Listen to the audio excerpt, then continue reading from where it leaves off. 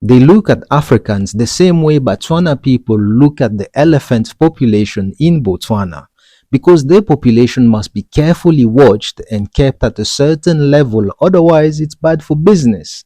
One is a serious concern because it affects the livelihood of the local people, while the other one just screams, "We want Africa, but without the people." Now allow me to remind you that Africa's cultivable land is larger than the two most populated countries on earth put together. Yet, Africa's population growth is always presented as a crisis, while elsewhere it is seen as an economic opportunity. Just like in Botswana, the narrative is always focused on limiting the growth rather than capitalizing on it for sustainable development that is African-led and free from foreign interference.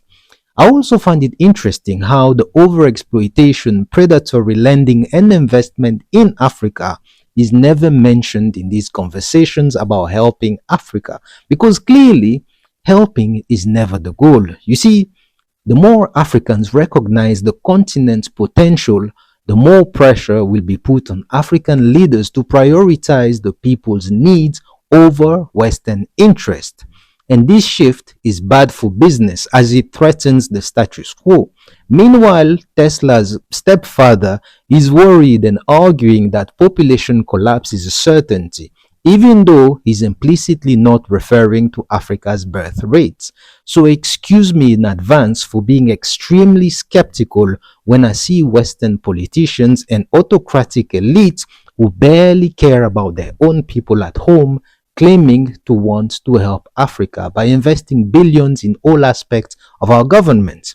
That's why, to understand some policies within African states, you have to follow the money. Look, by accepting their millions, we have allowed conservationism rooted in colonialism to tell us that indigenous African communities have all of a sudden become a threat to the environment in which they have lived in harmony for centuries.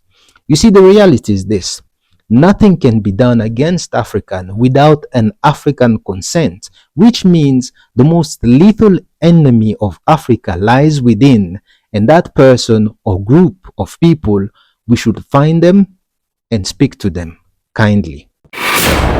We, ni nini?